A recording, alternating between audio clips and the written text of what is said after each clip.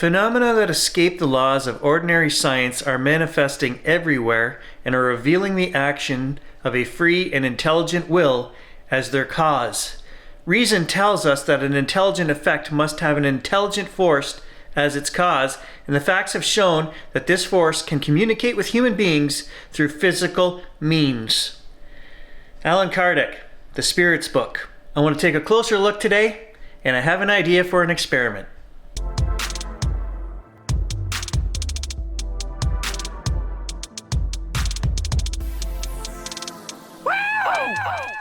On a side note, but worth mentioning, guys, I just finished the Enfield Poltergeist series that is on Apple TV, and it's the case of 1977 Enfield, England. Maurice Grosse and his Paranormal Society investigated this case of a young girl and her family who were having poltergeist activity and almost like a demonic possession almost. But there's more to the case, and I suggest you watch it. It's very interesting. Again, he spent hundreds of hours doing audio recordings in his house. Kind of reminded me of what we're doing here. And they actually had entities, or at least one entity, speak to them like very clearly and answer questions and things. So check it out if you have Apple TV. And if you don't, you can probably read about it. It's a very famous case. Lots of information online. So in the Spirits book, essentially we have chapters of questions that were asked by Allan Kardec to various mediums across the world, and the answers and responses that he got, he put in the book. So what I want to do is, I've just reached the first chapter, and it seems to be on God and the universe and the one power, whatever is, that has created everything. And I want to look at his questions, but not the answers. And I want to ask and try to connect through our fish tank water system, interdimensional communication device here that works, these same questions. So what I'm going to do is read the question, play back the answer that we get, because they will answer us, and then see if it matches the answer that Allan Kardec got 150 years ago through the use of mediums. Pretty simple. Let's do this. Now, the only thing that you have to trust is that I am not going to read the answers before I analyze my responses, because I do not want it to taint in any way what I'm hearing. And if nothing lines up, if nothing is the same, it's an experiment. I don't know what to think. There is something communicating with us. Does it answer questions directly? Not all the time. Sometimes it's off talking about something completely different. And we do have so many spirits and things going on around us. I don't even want to mention their names. You know who they are. It's a murder case that we've worked on. They come through every time. They hijack my sessions. Actually, on that note, we talked about Dennis in the last section of one of the videos I did, which had nothing to do with that murder case. There was a section in there where it seemed like an interrogation by the police force of somebody named Dennis, and then the mob saying, hey, we change money for you, get rid of the stench, Dennis, is what it said. Throw them coppers off, get them off our trail, is what they were inferring. And then I've since had my informant, she doesn't like it when I call her the informant, my researcher on the McWilliams case, who you guys know has given me some advice on Luke Jolie and other cases that are going on. She watched that video on Dennis, and she has sent me clippings that there was a Dennis, and he was brought in and interrogated on this case. And I have to further research that, but she's like, absolutely, there is a Dennis.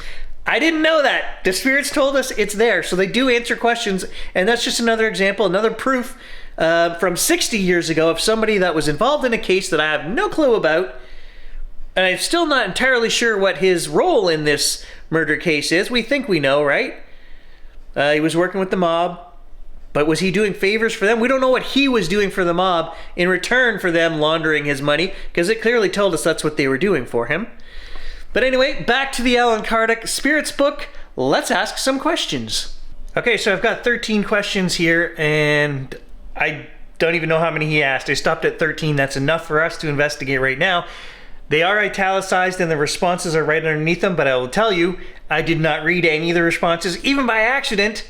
So we're good to go. Let's see what my spirits say. And I want to connect first and foremost with the higher entities that Allan Kardec was contacting, and even Allan Kardec, who is now on the other side, and should be of a higher power that should be able to help us. So him or those higher spirits only, and I'm going to connect with them. There's a shiver down the back of my neck. I'm going to send out white light. I'm going to do a whole little meditation, say a prayer of protection, and I'm going to ask that all the other spirits, full, huge waves going down my neck and arms. The other spirits who I interact with quite often, please do not come through. This is a special session, and I want these questions answered. And I'm getting waves and waves of shivers, so I'm going to do my setup here. Get the parabolic dish, because of course we're going to record this at like 10 times the volume with the parabolic. Do a regular process, run it through AI, remove the white noise, and see what responses we get.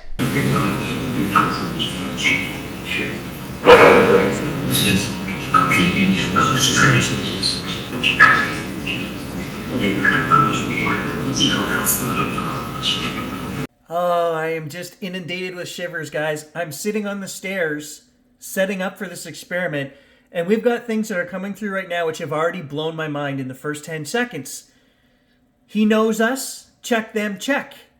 Very forcefully we hear, where is? Who's this? And then, this is where it gets interesting, complaining he's not a spiritualist. That word is quite clear. That word comes directly from this spirit's book. Allan Kardec's work was on spiritualism and spiritualists. And the next word it says, spiritist, who is one who practitions spiritualism and tries to contact the dead, exactly what we're doing here. And they're talking about it as I'm setting up this experiment. Grant knows the plan. There's no house that have gods. We are about to ask a bunch of questions on God, and they're talking about God. I'm not sure what this statement, there is no house that contains gods, means, but if we were to theologically break that down, or if I give you my interpretation of that, I see that as them saying there is no structure made by man, a physical constraint, a house, that can contain God. He's omnipresent. He's everywhere. He's everything. I feel I need to interject one more thing here, because as I was rewatching what I said there about no man-made construct being able to contain God, and then I thought, well, church. It's not church. It's religion. They are talking about religion. There is no religion that contains God, because God isn't made of one religion. Every religion in the world has different belief and God system, and in the end, it all points to the same thing. The higher omnipresent energy source of all, of everything. No matter what you want to call it, that is God. Man is the one who makes the rules for God when we talk in terms of religion, and I think they're trying to say, nobody puts baby in the corner. Don't put God in the corner. God is not religion, is what they're saying. What is God?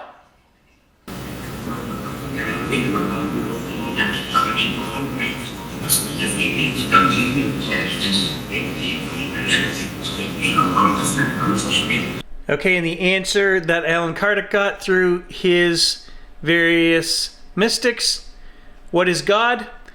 God is a supreme intelligence, the first cause of all things.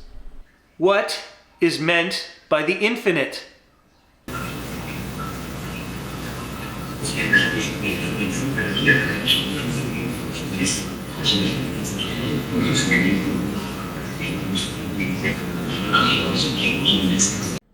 Here we have a case of them not answering the question. They're talking about other things. I must leave. Isn't that damaged? Miss James, operations. Well, all that makes sense to me, guys. As you know, longtime viewers of the channel, I have a cousin, my mom's twin sister. I'm a twin, my mom's a twin. So my first cousin, James, he had a bad run with his kidneys. They both shut down. And my brother's wife actually donated a kidney to him.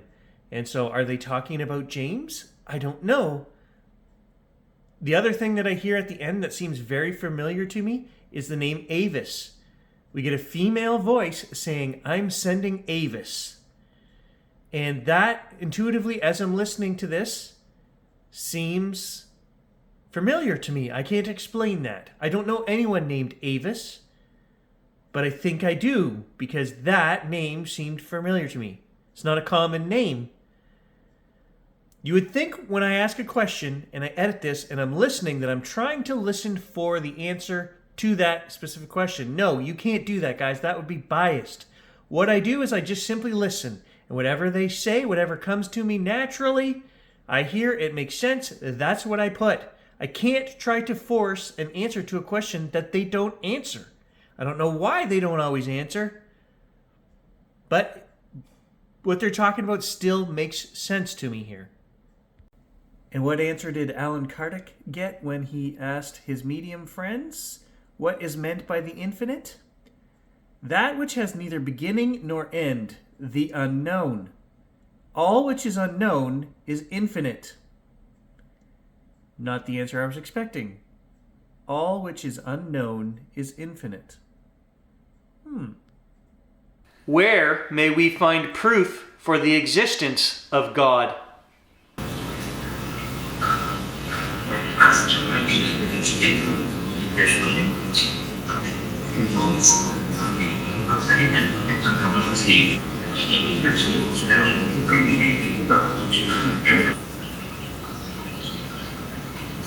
Okay, so I messed up here, guys. The third question was supposed to be, could we say that God is the infinite? It was written on my page. I skipped over it by accident. We went straight to question 4. Where may we find proof of the existence of God? And the only word that I heard that could answer that question was the first thing they said was heaven. And then after that, they're talking about somebody coming, keeping a promise, getting their tools ready, coming in fast to Earth. So is that Avis? Could be. Allan Kardec got this reply from his mediums on where may we find proof for the existence of God. In an axiom you apply to all your sciences, there is no effect without a cause. If you would search for the cause of whatever is not the work of human beings, then reason will answer your question. To believe in God, we need only to behold the works of creation. The universe exists, therefore it must have a cause. To doubt God's existence would be to deny that every effect has a cause and to believe that something could have resulted from nothingness. I think I prefer the answer, heaven. All human beings have within them the intuitive sentiment of God's existence. What can we conclude from this?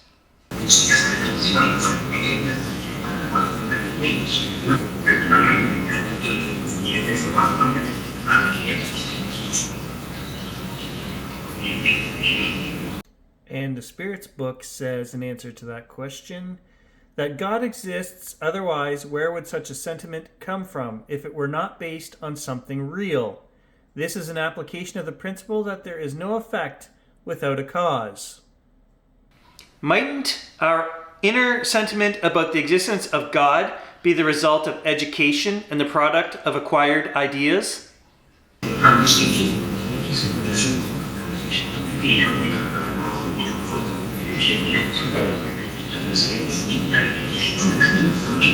The Spirit's book says that if that were the case, why would members of your primitive cultures have this intuition?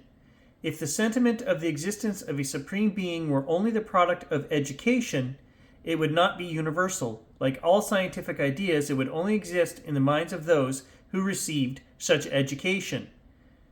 I like the idea here that it's saying that we're primitive, and the response we just got, they're talking about not knowing our physics. Was that a human spirit saying we don't even know our own physics? We are primitive. Could we find the first cause of the formation of things in the innermost properties of matter?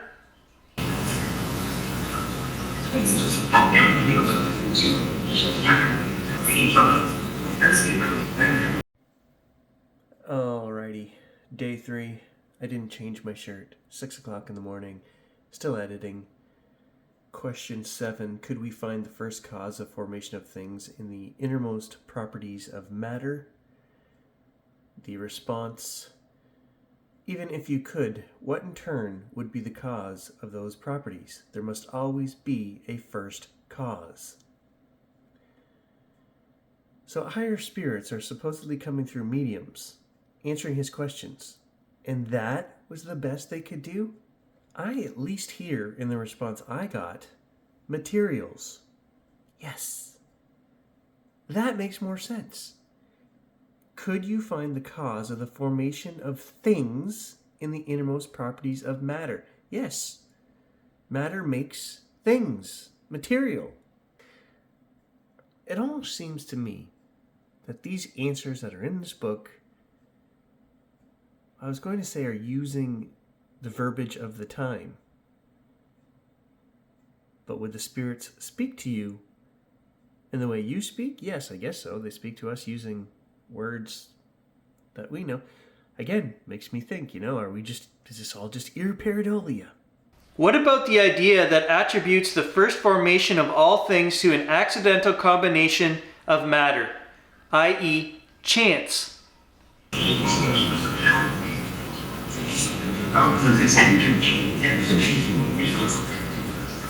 Where may we see in the first cause a supreme intelligence superior to all other intelligences? Okay, super frustrated, guys. The next question I asked, the beginning of the answer is on his shield. And I'm like, that's a strange answer. But then it broke into a bunch of vulgarities, and I'm getting shivers down the back of my neck. And I'm just going to put up the first ones here so you know what I'm talking about. That it's true, that I heard it. I listened to it 30 times, but then it goes on to talk about the chief. It's connected to the chief, blah, blah, blah. I'm not going to analyze this or break it down because then I suddenly realized what they're talking about. It's the Carol Ann McWilliams murder case again. It's on his shield, his badge. We're talking about a police officer connected to the chief. They're saying the chief had something to do with this.